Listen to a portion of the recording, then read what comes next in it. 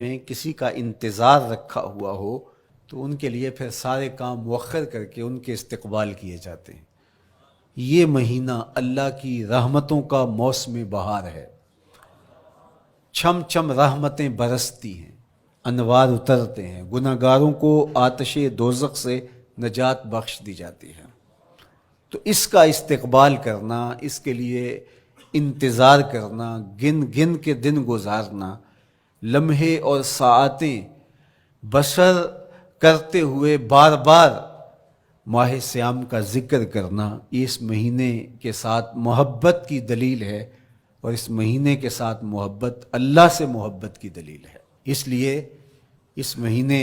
کا استقبال کرنا، اس کے لیے تیاری کرنا، اپنے گھر کو صاف کرنا، اس کے لیے اپنی اولاد کے دل میں شوق پیدا کرنا اور ماحول پہلے پیدا کرنے کی کوشش کرنا، تاکہ جو ہی یہ ماہ جلوہ گر ہو تو روزہ رکھنے کا مزاج پیدا ہو چکا ہو، تلاوت کلام مجید کا مزاج پیدا ہو چکا ہو، دیگر نوافل اور اچھے اعمال بجا لانے کی عادت پڑ چکی ہو۔ تو شعبان میں ہی اس کی تیاری ہوتی ہے، تاکہ رمضان المبارک آتے ہی ہم پوری طرح سے مستعد اور فعال ہو کر کے اس مہینے کی برکتوں کو سمیٹ لیں۔ اللہ کے محبوب علیہ السلام نے ارشاد فرمایا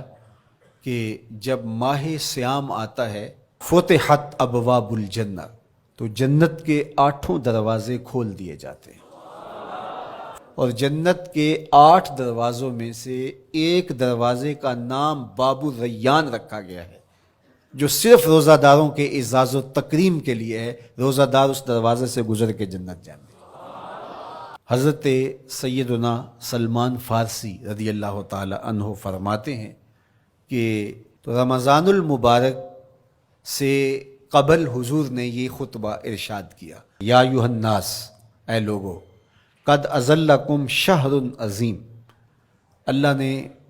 تمہارے اوپر ایک بہت پاکیزہ، پر نور، عالی مرتبت مہینہ سایہ فگن کر دیا ہے۔ شہر فیہ لیلۃ خیر من الف شہر، اس مہینے میں ایک ایسی رات ہے جو 1000 مہینے سے بہتر ہے۔ جعل اللہ صیامہ فریدہ و قیام لیلۃ تطوع، اس مہینے کے دن کے روزے فرض قرار دیے گئے اور راتوں کا قیام نفل بنایا گیا۔ ومن تقرب فیہ بخصلۃ من الخیر کان کمن ادی فریدۃ فیما سواہ، ایک نفل کا ثواب ایک فرض کے برابر اس مہینے میں کر دیا جاتا ہے۔ ومن ادی فریدۃ کان کمن ادی 70 فریدۃ فیما سواہ، اور اگر کوئی ایک فرض ادا کرتا ہے تو اس کو 70 فرائض کا ثواب ملتا ہے۔ وہو شہر الصبر، یہ مہینہ صبر سکھاتا ہے، ہونے کے باوجود بھی انسان تناول نہیں کرتا۔ ٹھنڈا میٹھا مشروب میسر ہے اور زبان کانٹا بن گئی، حلق خشک ہو گیا، لیکن اس کے باوجود بھی ایک گھونٹ حلق سے نیچے اتارنے کا روادار نہیں ہوتا، تو یہ صبر کی عادت ڈالتا ہے۔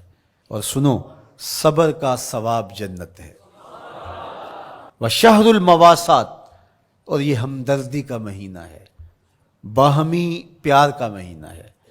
الفتیں بانٹنے کا مہینہ ہے، نرم دلی کا مہینہ ہے، ایک دوسرے کے احساس کا مہینہ ہے۔ جب کوئی شخص بھوک اور پیاس کاٹتا ہے تو اس کو پھر محسوس ہوتا ہے، بالخصوص امراء، کہ بھوک کیا بلا ہوتی ہے، اور جو نان شبینہ کو ترستے ہیں اور جنہیں کھانا میسر نہیں آتا، ان کی زندگیاں کتنی تلخ ہوتی ہیں۔ تو بھوک اور پیاس احساس پیدا کرتی ہے۔ وَشَهْرٌ يُزَادُ فِيهِ رِزْقُ الْمُؤْمِنِ، اور یہ ایسا مبارک مہینہ ہے جس میں مومن کا رزق بڑھا دیا جاتا ہے۔ غرباء تک بھی اللہ کی نعمتیں وہ پہنچتی ہیں جو عام دنوں میں ان کو میسر نہیں ہوتی، اور امراء بھی نعمتوں کا لطف لیتے ہیں، اس لیے کہ بھوک کاٹنے کے بعد جب ان کو نعمت میسر آتی ہے تو پھر انہیں احساس ہوتا ہے۔ وَمَنْ فَطَّرَ فِيهِ صَائِمًا كَانَ مَغْفِرَةً لِذُنُوبِهِ، جس نے روزہ دار کا روزہ افطار کروایا، یہ افطاری گناہوں کی مغفرت اور آتش دوزخ سے گردن کی آزادی کا مجدہ جاں فضا بن جائے گا۔ وَقَانَ لَهُ مِثْلُ أَجْرِهِ مِنْ غَيْرِ أَنْ يَنْقُصَ مِنْ أَجْرِهِ شَيْءٌ، اور روزہ افطار کروانے والے کو روزہ رکھنے والے جتنا اجر ہی دیا جائے گا، لیکن روزہ رکھنے والے کے اجر میں بھی کوئی کمی نہیں واقع ہوگی۔ تو صحابہ کا تو دل تڑپنے لگا کہ یہ کتنی بڑی بات ہے۔ انہوں نے کہا اے اللہ کے پیارے رسول صلی اللہ علیہ وسلم، ہم میں سے تو ہر بندہ یہ طاقت نہیں رکھتا کہ روزہ دار کو روزہ افطار کروا دے، تو یہ تو پھر اہل زر ہی یہ سعادت حاصل کر پاتے ہیں۔ حضور نے ارشاد فرمایا یؤتی اللہ ھذا الثواب، یہ ثواب اللہ اسے شخص کو بھی عطا کرے گا، من فطر صائما علی مذقۃ لبن او تمرۃ او شربۃ من ماء، جس نے کسی کا روزہ ایک گھونٹ دودھ سے کھلوا دیا یا ایک کھجور سے کھلوا دیا یا پانی کے ایک گھونٹ سے اس کا روزہ افطار کروا دیا، ومن اشبع صائما، اور جس نے